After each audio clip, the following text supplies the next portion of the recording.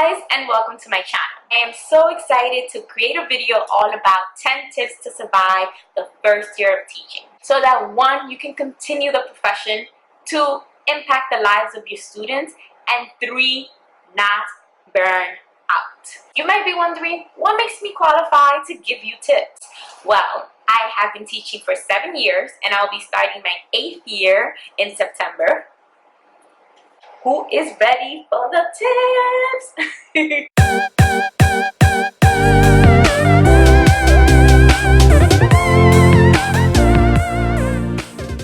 Tip number 1. It is okay to feel like you do not have your shit together. We go into the profession thinking that we have to be superwoman and superman. It is okay to not be perfect. We always aim to have 100% of our students understand the content, be compliant, do the homework, and when we don't get that 100%, we take it so hard. Some of you guys are going to be in grad school, never worked a full-time job, you're career changers, to go from just like being at a desk to now dealing with 30 different personalities 5 times a day. Don't feel guilty. Don't feel bad. We have all been there. Now, what is not okay is to not do things to make yourself get out of that. Tip number 2 is be reflective. This is one of the most important things that you can do as a teacher. And what does that mean? That means sitting down at the end of the day and going through the day, going through your lesson, going through what went well, what did not go well, and writing it down, not just thinking about it. This objective was too hard. Maybe next time I shouldn't let them into groups this way. So that next year, when you have to teach the lesson again, or in the summer when you are planning for the next year, you know what went well in that lesson and what did not go well. It is written right there. As you become a more experienced teacher, you're able to do that after every single period.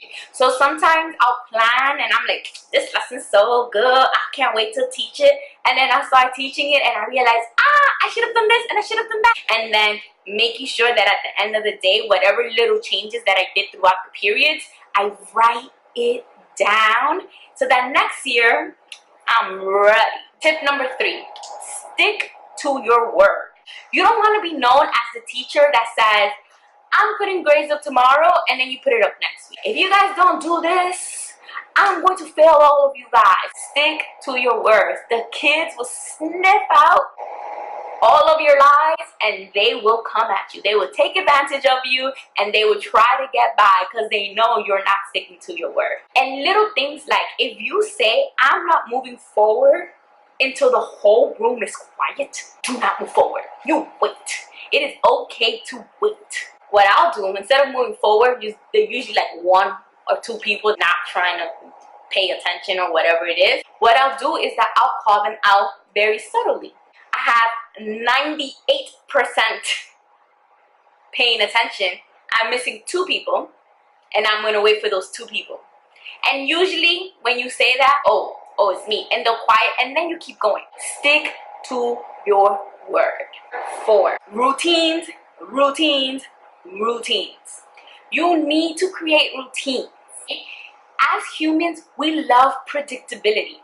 We try to act that we want surprises, but when you're going somewhere every single day, you want things to be predictable. You want to know what's going to happen, because when things aren't predictable, then it's scary. You want to know you're getting your paycheck every single week, that your light is going to be on every single day. Predictability makes you feel safe.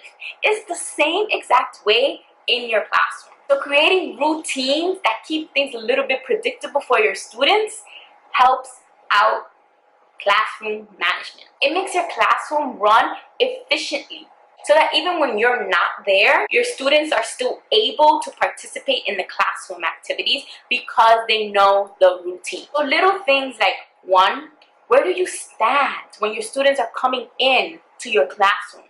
That's a routine.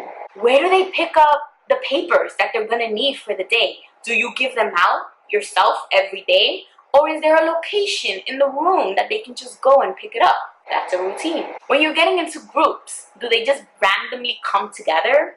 Or do you have a very specific way of getting into groups? That's a routine. When they're absent, they're bringing in late homework. Is there a bucket for the late homework? Or do they give it to you in your hand while you're trying to teach? That's a routine. As a first-year teacher, the more routines you have, the easier it's going to be for you because your students are going to know what to expect. Routines are not something that you're just going to be magically good at. Just like everything in life, it takes time, it takes practice, and it takes you saying it over and over and over again. And the last thing I say about routines is make them realistic. You want to be able to do your routines. So figuring out what works for you is the best thing you can do. Next one, work on your non-negotiables. This is my favorite one to think about because I feel like as teachers, nobody really tells you, you gotta take care of yourself. No administration is going to you and saying, how are you feeling? Most of the times they're like, this is the standard, where is the objective? Are you doing formative assessment? Do you have summative? All these crazy words and you're like, So you gotta develop your non-negotiable. This means that it doesn't matter if you had the worst day ever, the best day ever, a kid threw a chair, the classroom went on fire, or your lesson was banging. You do this for yourself. And your non-negotiable doesn't have to be anything crazy. So for me, my non-negotiable is my nails. Because let's say my classroom was on fire and every lesson that I did that day just sucked. I'll be sitting at my desk and I'll look down at my nails and say, at least these are nice. So thinking about what your non-negotiable is. For some people, it could be the gym, watching their favorite shows. What you want to do is make sure that your non-negotiable is something that you can keep up with. You don't want to set an unrealistic non-negotiable because then it becomes like everything else. I'll do it if I have time. You don't want to say that to yourself about your non-negotiable. I'll do it if. No, I'm going to do it no matter what. So create your non-negotiable and take care of yourself. Next tip, you need to find a teacher buddy. Finding a teacher buddy is so important. A teacher buddy is going to help you get through your first year of teaching. And you don't have to go around and look for the teacher that's been teaching for the longest. It could simply be someone who has been teaching maybe 1 year before you. You want to find someone that you can connect with, that is going to be there for you when you just need advice. When you need to go and say, can you believe little Billy did this? Can you believe that administration is down my tail about something and they're asking for this and it's so unrealistic? Or things like, how do you do this? What do you do when a student is not understanding? And you can have multiple teacher buddies to vent to, connect with, ask questions, and they can help you with your content. Tip number 7, it is okay to say no. We think we have to say yes to everything because we want to show administration that they have hired the best of the best. If you keep saying yes to every single event, every single responsibility, it is going to be very difficult to actually succeed in the classroom. All of your time that you could be using for lesson planning and building and developing and getting better, you're going to be doing all these extracurriculars. Now, what I'm not telling you is say no to everything. Obviously, you want to be an active member of your school community. Part of Danielson, if you are a New York City teacher, your engagement within the community of the school and the leadership that you take within the school. So you definitely want to say yes to certain things. So you have to know what your maximum capacity is. What is the most that you can do with all the time that you have outside of grading, lesson planning, grad school, taking care of yourself, being a productive member of your community? If you take all the time outside of all those things, what is the maximum that you can do? What's the minimum that you can do? And find that nice number in the middle that's going to make you, 1, look good for your administration, and 2, keep you sane and not burn out. Number 8, observe other teachers. But not only observe them just nilly-willy, observe them with targeted intention. If your classroom management is not too good, make sure that that week, during your lunch break, during your preps, during whatever time you have off, you ask other teachers that are teaching to go into their classrooms and look at how they manage the classroom. If you are struggling with questioning, objective writing, routines, whatever you are struggling, go with targeted intentions when you visit these teachers. You want to be a sponge, just absorbing everything. The more you absorb, the more then you can create your own teaching style and your own way of doing things. Tip number 9, be authentic. Why should you be authentic? At the end of the day, you are dealing with little humans. And what do we love? We love people who can just be themselves. You know when you meet someone fake. I don't like you. You fake. That is the same exact way your students will react towards you. You want to be your authentic self. And you know what's going to happen? Some kids are going to like your authentic self, and some kids are going to hate your authentic self. But at least you are being you.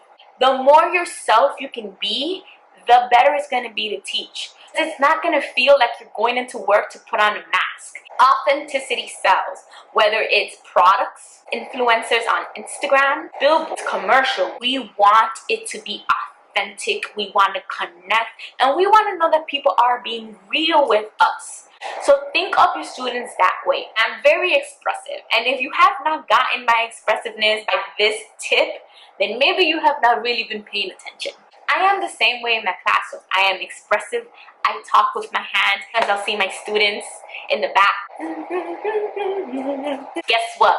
You're gonna get all of Miss Rodriguez, and all of Miss Rodriguez is all this. Be authentic to yourself. Some kids will like it, some won't. You will be okay. Tip number 10, don't take anything personal. As teachers, we tend to take things to the heart. Can they not like me? Didn't learn, I'm so horrible. Guess what? You're dealing with little humans. Little humans who have mood swings, might have issues at home. Maybe they got into an issue with someone in the hallway. The teacher previously to them got them upset.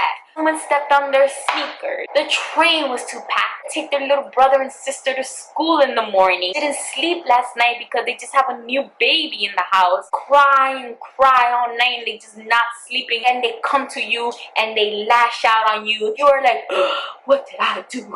You start to internalize all these things, these feelings, and feeling like you are a failure. And the next day, they're nice to you. And you're like, but I just spent the last 5 hours crying and drinking wine and thinking, what did I do wrong? So don't take anything personal. If something happens in your classroom, brush it off. Go down to your lesson plan. Wherever it is that you're being reflective, you are going to be reflective. Write it down. This happened, and this, and how can I fix it for the next time? If you start taking things personal, our job is so demanding. Requires our emotions to be in everything that we do. You are going to burn out. Find out what is happening.